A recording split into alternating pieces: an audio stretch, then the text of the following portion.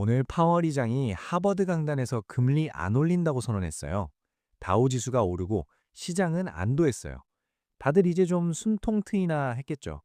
근데 저는 지금 그게 더 불안해요. 호르무즈 해협은 여전히 97% 막혀 있고 거기서 나오는 헬륨은 끊겼거든요. 헬륨이 없으면 삼성전자 반도체 공장이 못 돌아가요. 기름값 문제가 아니에요. 공장 자체가 멈추는 문제예요. 파월이 불 안 지른다고 해도 이미 불씨는 다른 데서 타고 있어요.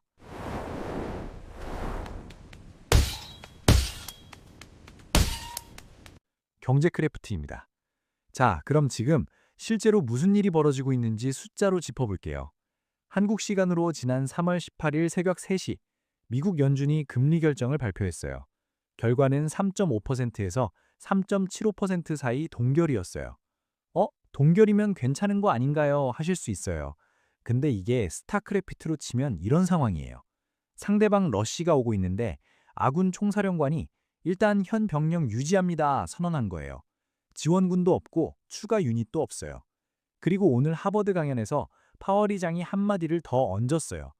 에너지 쇼크가 일시적이기 때문에 금리를 올려서 대응할 필요는 없다고 했어요. 시장은 일단 안도했어요. 다우 지수가 0.5% 올랐고 국채 금리는 10베이시스 포인트 떨어졌고 금리 인상 확률은 2.2%까지 내려갔어요. 근데 냉정하게 보면 파월이 금리 안 올린다고 했지 내린다고는 안 했어요. 지금 미국 PCE 인플레이션이 2.8%예요. 연준 목표치인 2%보다 아직 훨씬 높아요. 게임으로 치면 본진 체력이 아직 위험 구간인데 총사령관이 공격은 안 해요 라고만 한 거예요. 상황이 좋아진 게 아니라 그냥 더 나빠지지 않은 거예요. 자, 여기서 변수가 하나 더 있어요. 연준 수장 교체 문제예요. 트럼프가 올해 1월에 케빈 워시를 차기 연준 의장으로 공식 지명했어요. 근데 상원 인준이 아직 안 끝났어요. 공화당 내부에서도 파월 법무부 수사 먼저 끝내라고 막고 있거든요. 게임으로 치면 새 총사령관이 누군지는 정해졌는데 아직 입장도 못하고 문 앞에서 대기 중인 거예요. 현 총사령관은 쫓겨날 위기고 새 총사령관은 아직 자리 못 잡은 이 어정쩡한 상황 자체가 시장엔 불확실성이에요. 워시가 인준되면 금리를 3%까지 내릴 거라는 전망도 나와요. 그럼 좋은 거 아니냐고요? 꼭 그렇지만은 않아요.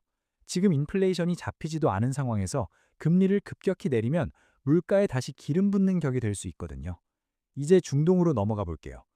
호르무즈 해협 통행량이 전쟁 전보다 무려 97% 줄었어요. 전 세계 원유의 20%가 바다 위에서 그냥 발이 묶여버린 거예요. 브렌트유는 배럴당 110달러를 돌파했어요. 우리나라는 원유의 12%를 이 지역에서 가져오는데 기름값이 이렇게 오르면 우리 제조업 생산 비용이 11.8%나 뛴다는 분석이 나왔어요. 스타크래프트로 치면 보급선이 거의 완전히 막힌 거예요. 유닛은 있는데 보급품이 없어서 아무것도 못하는 상황이에요. 보급 막히면 어떻게 되는지 다들 아시잖아요. 조용히 녹는 거예요. 근데 이게 단순히 기름값 문제로 끝나지 않아요. 진짜 문제는 따로 있어요. 3단계에서 그 본질을 뜯어볼게요. 자, 이제 진짜 핵심으로 들어가 볼게요. 기름값 오르니까 주가 빠지는 거 아니냐고요?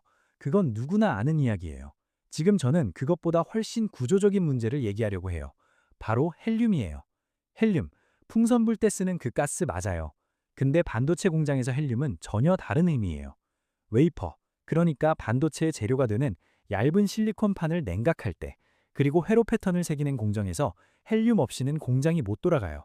그리고 결정적으로 헬륨을 대체할 수 있는 물질이 지구상에 없어요. 스타크래프트로 치면 가스 자원이에요. 미네랄만으로는 고급 유닛을 못 뽑잖아요. 가스 멀티가 막히면 후반으로 갈수록 힘이 딸리는 거예요. 지금 대한민국 반도체가 딱 그 상황이에요.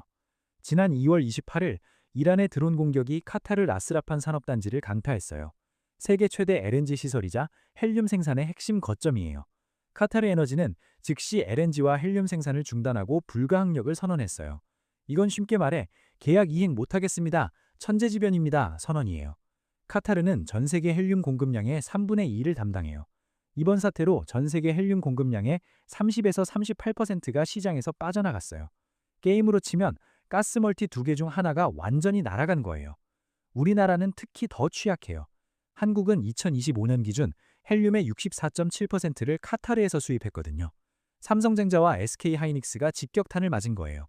실제로 카타르 헬륨 공급이 멈추자 며칠 안에 반도체 공장들이 헬륨 배급제에 들어갔어요. 초고순도 헬륨 가격이 이틀 만에 2배로 뛰었고요. 그럼 지금 당장 공장이 멈춘 거냐고요? 아직 그 단계는 아니에요. SK하이닉스는 공급선을 다변화해서 당장의 생산에는 문제 없다고 밝혔어요. 근데 여기서 중요한 게 있어요. 주요 반도체 기업들의 헬륨 재고는 약 6개월치로 추정돼요. 전략적 대응 가능한 시간이 빠르게 줄어들고 있는 거예요. 게임으로 치면 이런 상황이에요. 지금 당장 가스가 떨어진 건 아닌데 가스 멀티가 막혔어요. 창고에 남은 가스로 버티고 있는 거예요. 근데 이 가스가 언제 바닥날지 모르는 거죠. 고수들은 이 타이밍에 이미 다음 빌드를 짜고 있어요. 환율 얘기도 빼놓을 수 없어요. 지금 원달러 환율이 1,500원을 찍었어요. 외국인 투자자 입장에서 삼성전자 주가가 그대로 있어도 환율이 오르면 원화 자산의 달러 가치가 줄어들어요. 앉아서 돈을 잃는 거예요. 그러니까 팔고 나가는 거죠. 실제로 외국인들이 3월 한 달에만 삼성전자에서 15조 원을 빼갔어요. 반대로 개인 투자자들은 같은 기간 15조 원을 샀고요. 스타크래프트로 치면 고수 유저들이 조용히 쥐지치고 게임에서 나가는데 초보 유저들은 아직 유닛 있잖아요 하면서 혼자 버티고 있는 거예요. 냉정하게 말씀드릴게요. 지금은 믿음이 아니라 전략이 필요한 때예요. 4단계에서 그 전략을 구체적으로 짚어드릴게요. 자, 뜬구름 잡는 얘기 다 빼고요. 지금 당장 어떻게 해야 하는지 실전으로 들어가 볼게요. 스타크래프트에서 게임 중반에 가장 중요한 게 뭔지 아세요? 상황 판단이에요. 지금 공격할 타이밍인지 수비할 타이밍인지 아니면 멀티 먹으면서 때를 기다려야 하는 타이밍인지 이 판단 하나를 잘못 내리면 자원이 넘쳐도 지지를 치게 돼요. 투자도 똑같아요. 지금 이 시장에서는 어떤 종목을 사느냐보다 언제 사고 언제 빠지느냐가 훨씬 중요해요. 저는 지금 상황을 신호등 세 가지로 정리했어요. 빨간불, 노란불, 초록불이에요. 먼저 빨간불이에요. 위험 신호예요. 첫 번째 빨간불은 국제유가 배럴당 115달러 돌파예요. 이 숫자가 나오는 순간 뉴스 볼 필요도 없어요. 바로 보유 종목 비중 30%를 줄여서 현금을 확보하세요. 유가 115달러는 스태그플레이션 진입 신호거든요. 스태그플레이션. 물가는 오르는데 경기는 안 좋아지는 최악의 조합이에요. 게임으로 치면 내 자원은 바닥나고 있는데 상대방 유닛은 계속 쏟아지는 상황이에요. 이때 버티려다간 본진 통째로 날아가요. 욕심 버리고 일단 후퇴하는 게 맞아요. 두 번째 빨간불은 미 해군의 호르무즈 해협 투입 뉴스예요. 얼핏 들으면 해협 뚫리겠네 싶을 수 있어요. 근데 이란 입장에서는 선전포고나 다름없어요. 자칫하면 국지전이 전면전으로 번지는 트리거가 될 수 있거든요. 게임으로 치면 상대방 본진 앞에 병력 집결시켰다가 오히려 올인 러쉬를 유발하는 거예요. 이런 뉴스 나올 때 섣불리 들어갔다가 물리면 답이 없어요. 기회 신호가 아니라 위험 신호로 보셔야 해요. 세 번째 빨간불은 파월 임기 만료 이후 워시 체제로의 전환 과정이에요. 파월 의장 임기가 올해 5월 15일에 끝나요. 워시가 금리는 내리면서 동시에 시장에 풀린 돈도 줄이겠다는 입장이거든요. 이 두 가지가 서로 충돌하는 정책이에요. 게임으로 치면 한 손으론 병력 뽑으면서 다른 손으론 보급선 끊는 거예요. 어떻게 될지 아무도 몰라요. 5월 전후로는 특히 더 조심하셔야 해요. 다음은 초록불이에요. 기회 신호예요. 딱 하나만 보세요. 카타르에서 헬륨 공급 재개 소식이에요. 이 뉴스 하나가 나오는 순간이 삼성전자 분할 매수 시작점이에요. 공급이 재개되는 순간 억눌렸던 기대감이 한꺼번에 터지면서 주가가 튀어오를 수 있어요. 게임으로 치면 막혔던 가스 멀티가 다시 열리는 순간이에요.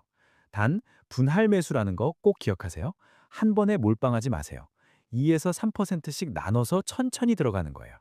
헬륨 공급 재개 뉴스 하나 보고 전 재산 던지면 그건 병력 다 모으기 전에 혼자 돌격하는 거예요. 100이면 100 지지예요. 마지막으로 노란불이에요. 지금이 딱 이 상황이에요. 아무것도 확실하지 않을 때는 포트폴리오를 이렇게 짜는 게 좋아요. 첫 번째로 현금, 특히 달러를 30에서 40% 들고 가세요. 환율 1,500원 시대에는 달러가 가장 강력한 방패예요. 기회 왔을 때 바로 쓸 수 있게 미네랄 쌓아두는 거예요. 두 번째로 방산주를 20% 정도 가져가세요. 지금 외국인들이 삼성전자는 팔고 있는데 방산주는 오히려 사고 있어요. 전쟁 리스크를 수익으로 바꾸는 해지 수단이에요. 세 번째로 반도체는 20% 이내로만 가져가세요. 지금 당장 몰빵은 절대 금물이에요. 헬륨 뉴스 체크하면서 조금씩 나눠서 들어가세요. 네 번째로 금이나 원자재를 10% 정도 담아두세요. 세상이 혼란스러울 때 마지막까지 오르는 건 실물 자산이에요. 정리하면 이래요. 달러 40, 방산 20, 반도체 20, 금 10.